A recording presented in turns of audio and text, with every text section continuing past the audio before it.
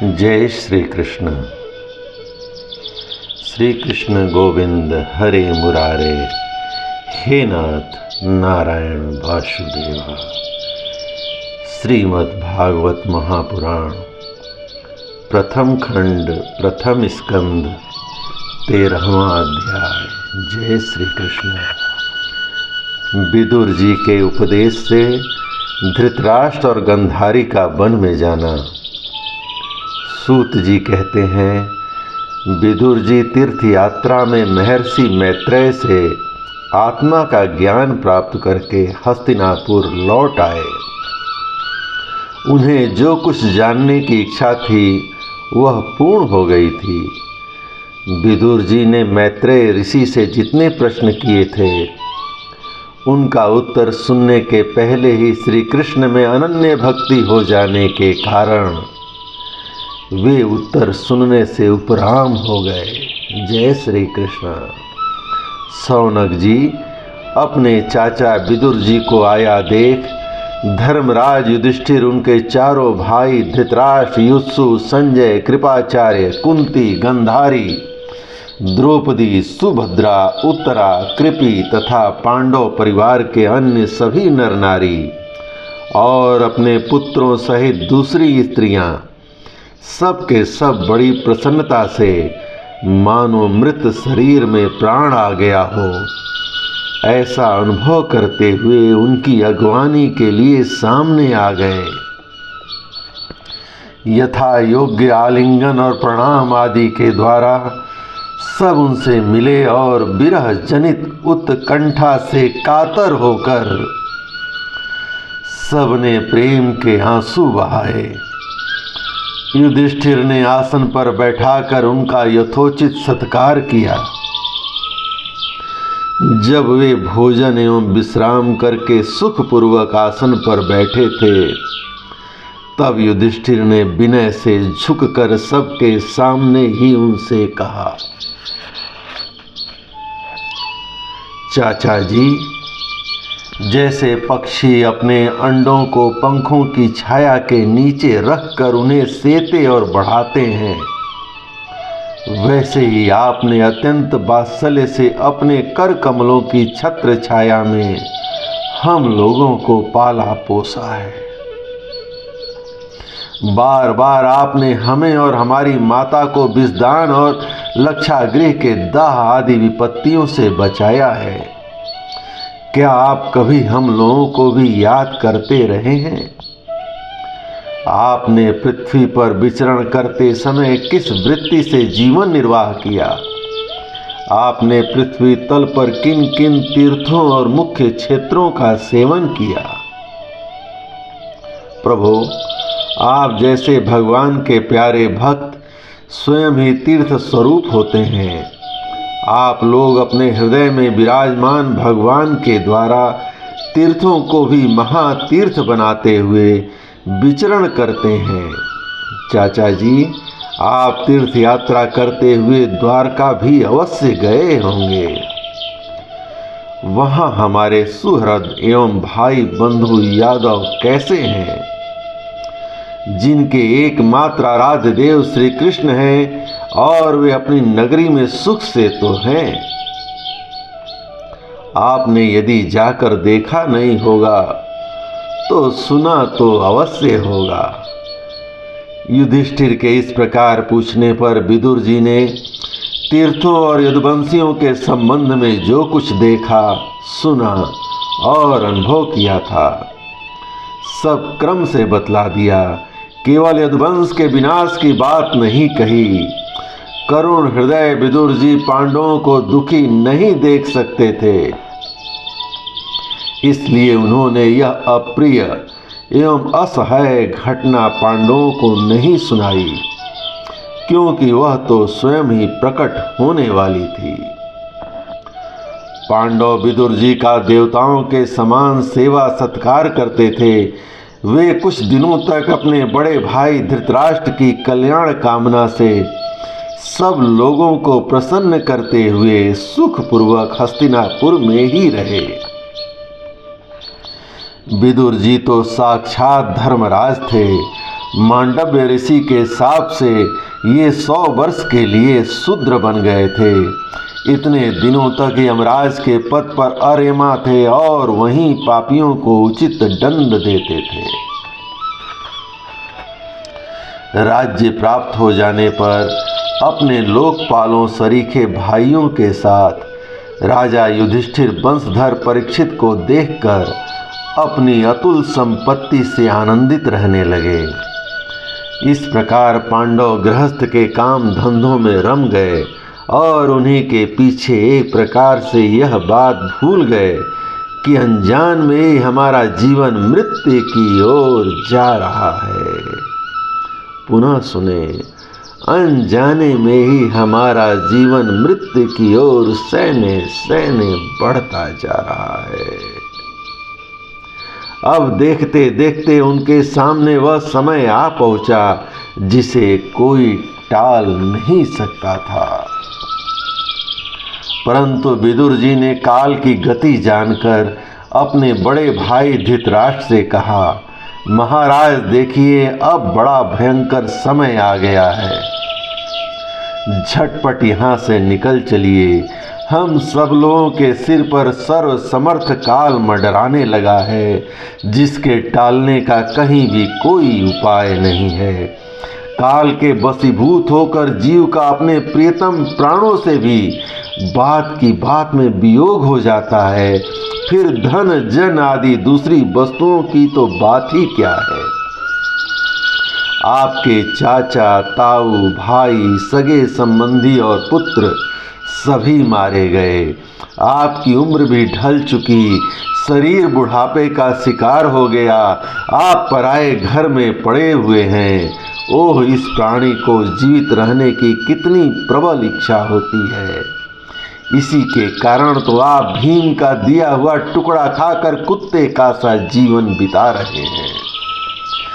जिनको आपने आग में जलाने की चेष्टा की, विष देकर मार डालना चाहा, भरी सभा में जिनकी विवाहिता पत्नी को अपमानित किया, जिनकी भूमि और धन छीन लिए, उन्हीं के अन्न से पले हुए प्राणों को रखने में क्या गौरव है। आपके अज्ञान की हद हो गई। अब भी आप जीना चाहते हैं, परंतु आपके चाहने से क्या होगा। पुराने वस्त्र की तरह बुढ़ापे से गला हुआ आपका शरीर आपके न चाहने पर भी क्षीण हुआ जा रहा है। अब इस शरीर से आपका कोई स्वार्थ सधने वाला नहीं है। इसमें फंसिए मत। इसकी ममता का बंधन काट डालिए। जो संसार के संबंधियों से अलग रहकर उनके अनजान में अपने शरीर का त्याग करता है, वही धीर कहा गया है। चाहे अपनी समझ से हो या दूसरों के समझाने से, जो इस संसार को दुख रूप समझकर इससे विरक्त हो जाता है और अपने अंतःकरण को बस में करके हृदय में भगवान को धारण कर सन्यास के लिए घर से निकल पड़ता है, वही उत्तम पुरुष है। इसके आगे जो समय आने वाला है वह प्रायः मनुष्यों के गुणों को घटाने वाला होगा। इसलिए आप अपने कुटुंबियों से छिपकर उत्तराखंड चले जाइए। जब छोटे भाई विदुर ने अंधे राजा धृतराष्ट्र को इस प्रकार समझाया, तब उनकी प्रज्ञा के नेत्र खुल गए। वे भाई बंधुओं के सुदृढ़ स्नेह पासों को काटकर अपने छोटे भाई विदुर के दिखलाए हुए मार्ग से निकल पड़े। जब परम पतिव्रता सुबल नंदनी गंधारी ने देखा कि उसके पतिदेव तो इस हिमालय की यात्रा कर रहे हैं जो सन्यासियों को वैसा ही सुख देता है जैसा वीर पुरुषों को लड़ाई के मैदान में अपने शत्रु के द्वारा किए हुए न्यायोचित प्रहार से होता है, तब वे भी उनके पीछे पीछे चल पड़ी। जय श्री कृष्ण। अजात शत्रु युधिष्ठिर ने प्रातःकाल संध्या बंदन तथा अग्निहोत्र करके ब्राह्मणों को नमस्कार किया, उन्हें तिल, गौ, भूमि और स्वर्ण का दान दिया। इसके बाद जब वे गुरुजनों की चरण वंदना के लिए राजमहल में गए, तब उन्हें धृतराष्ट्र, विदुर तथा गंधारी के दर्शन नहीं हुए। युधिष्ठिर ने उद्विग्न चित्त होकर वहीं बैठे हुए संजय से पूछा, संजय, मेरे वे वृद्ध और नेत्रहीन पिता धृतराष्ट्र कहाँ हैं? पुत्र शोक से पीड़ित दुखिया माता गंधारी और मेरे परम हितैषी चाचा विदुर जी कहाँ हैं? ताऊ जी अपने पुत्रों और बंधु बांधवों के मारे जाने से दुखी हैं। मैं बड़ा मंद बुद्धि हूँ, कहीं मुझसे किसी अपराध की आशंका करके वे माता गंधारी सहित गंगा जी में तो नहीं समा गए। जब हमारे पिता पांडु की मृत्यु हो गई थी और हम लोग नन्हे नन्हे बच्चे थे, तब इन्हीं दोनों चाचाओं ने बड़े प्रेम दुखों से हमें बचाया था। वे हम पर बड़ा ही अनुराग रखते थे। हाय, वे कहाँ चले गए? सूत जी कहते हैं, संजय अपने स्वामी धृतराष्ट्र को न पाकर कृपा और स्नेह की विकलता से अत्यंत पीड़ित और विरहातुर हो रहे थे। वे युधिष्ठिर को कुछ उत्तर न दे सके। फिर धीरे धीरे बुद्धि के द्वारा उन्होंने अपने चित्त को स्थिर किया, हाथों से आंखों के आंसू पोंछे, अपने स्वामी धृतराष्ट्र के चरणों का स्मरण करते हुए युधिष्ठिर ने कहा, युधिष्ठिर से संजय ने कहा, कुलनंदन, मुझे आपके दोनों चाचा और गंधारी के संकल्प का कुछ भी पता नहीं है। हे महाभाव, मुझे तो उन महात्माओं ने ठग लिया। संजय इस प्रकार कह ही रहे थे कि तंबरू के साथ देवर्षि नारद वहां पधारे। महाराज युधिष्ठिर ने भाइयों सहित उठकर उन्हें प्रणाम किया और उनका सम्मान करते हुए बोले, भगवान, मुझे अपने दोनों चाचाओं का कोई पता ज्ञान नहीं है। न जाने वे दोनों और पुत्र शोक से व्याकुल तपस्विनी माता गंधारी यहाँ से कहाँ चले गए। भगवान, अपार समुद्र में कर्णधार के समान आप ही हमारे पारदर्शक हैं। तब भगवान के परम भक्त भगवानमय देवर्षि नारद ने कहा, धर्मराज, तुम किसी के लिए शोक मत करो, क्योंकि यह सारा जगत ईश्वर के बस में है। सारे लोक और लोकपाल विवश होकर ईश्वर की ही आज्ञा का पालन कर रहे हैं।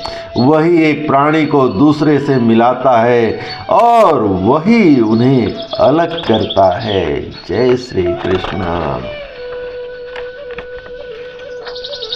जैसे बैल बड़ी रस्सी में बंधे और छोटी रस्सी से नए रहकर अपने स्वामी का भार ढोते हैं, उसी प्रकार मनुष्य भी वर्ण, आश्रम आदि अनेक प्रकार के नामों से वेद रूप रस्सी में बंधकर ईश्वर की ही आज्ञा का अनुसरण करते हैं। जैसे संसार में खिलाड़ी की इच्छा से ही खिलौनों का संयोग और वियोग होता है, वैसे ही भगवान की इच्छा से ही मनुष्यों का मिलना बिछुड़ना होता है। तुम लोगों को जीव रूप से नित्य मानो या देह रूप से अनित्य, अथवा जड़ रूप से अनित्य और चेतन रूप से नित्य, अथवा शुद्ध ब्रह्म रूप में नित्य अनित्य कुछ भी न मानो। किसी भी अवस्था में मोह जन्य आसक्ति के अतिरिक्त वे शोक करने योग्य नहीं हैं। इसलिए धर्मराज, वे दीन दुखी चाचा चाची असहाय अवस्था में मेरे बिना कैसे रहेंगे। इस अज्ञान जन्य मन की विकलताओं को छोड़ दो। यह 5 भौतिक शरीर काल, कर्म और गुणों के बस में है। अजगर के मुंह में पड़े हुए पुरुष के समान यह पराधीन शरीर दूसरों की रक्षा ही क्या कर सकता है। हाथ वालों के बिना हाथ वाले, 4 पैरों वाले पशुओं के बिना पैर वाले और उनसे भी बड़े जीवों के छोटे जीव आहार है। इस प्रकार एक जीव दूसरे जीव के जीवन का कारण बन जाते हैं। इन समस्त रूपों में जीवों के बाहर और भीतर वही एक स्वयं प्रकाश भगवान, जो संपूर्ण आत्माओं के आत्मा हैं, माया के द्वारा अनेकों प्रकार से प्रकट हो रहे हैं। तुम केवल उन्हीं की ओर देखो। महाराज, समस्त प्राणियों को जीवन दान देने वाले वे ही भगवान इस समय इस पृथ्वी तल पर देवद्रोहियों का नाश करने के लिए काल रूप से अवतीर्ण हुए हैं। अब वे देवताओं का कार्य पूरा कर चुके हैं। थोड़ा सा काम शेष है, इसी के लिए वे रुके हुए हैं। जब तक वे प्रभु यहाँ हैं, तुम लोग भी उनकी प्रतीक्षा करते रहो। धर्मराज, हिमालय के दक्षिण भाग में जहाँ सप्तर्षियों की प्रसन्नता के लिए गंगा जी ने अलग अलग 7 धाराओं के रूप में अपने को 7 भागों में विभक्त कर दिया है, जिसे सप्त स्रोत कहते हैं, वहीं ऋषियों के आश्रम पर धृतराष्ट्र अपनी पत्नी गांधारी और विदुर के साथ गए हैं। वहाँ वे त्रिकाल स्नान और विधि पूर्वक अग्निहोत्र करते हैं। अब उनके चित्त में किसी प्रकार की कामना शेष नहीं है। वे केवल जल पीकर शांत चित्त से निवास करते हैं। आसन जीतकर प्राणों को बस में करके उन्होंने अपनी 6 इंद्रियों को विषयों से लौटा लिया है। भगवान की धारणा से उनके तमोगुण, रजोगुण और सत्वगुण के मल नष्ट हो चुके हैं। उन्होंने अहंकार को बुद्धि के साथ जोड़कर और उसे क्षेत्रज्ञ आत्मा में लीन करके उसे भी महाकाश में घटाकाश के समान सर्वाधिष्ठान ब्रह्म में एक कर दिया है।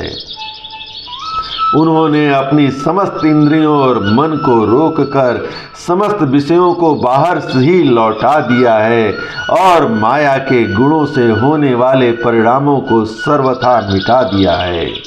समस्त कर्मों का संन्यास करके वे इस समय ठूंठ की तरह स्थिर होकर बैठे हुए हैं। अतः तुम उनके मार्ग में विघ्न रूप मत बनो। धर्मराज, आज से 5वें दिन वे अपने शरीर का परित्याग कर देंगे और वह जलकर भस्म हो जाएगा।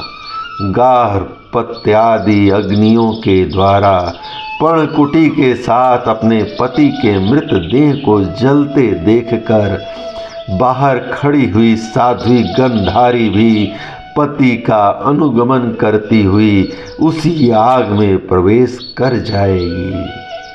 धर्मराज, विदुर जी अपने भाई का आश्चर्यमय मोक्ष देखकर हर्षित और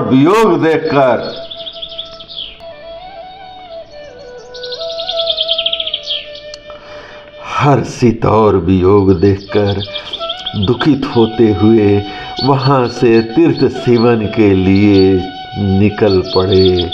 देवर्षि नारद यूं कहकर तंबूरे के साथ स्वर्ग को चले गए। धर्मराज युधिष्ठिर ने उनके उपदेशों को हृदय में धारण करके शोक को त्याग दिया। जय श्री कृष्ण गोविंद हरे मुरारे। हे नाथ नारायण वासुदेवा, प्रभु सभी का कल्याण करें, सबको सद्बुद्धि दें। हे प्रभु जगत का पालन करें। इस प्रकार श्री कृष्ण की महत कृपा से श्रीमद् भागवत महापुराण का प्रथम खंड प्रथम स्कंद 13वां अध्याय संपूर्ण हुआ। जय श्री कृष्ण।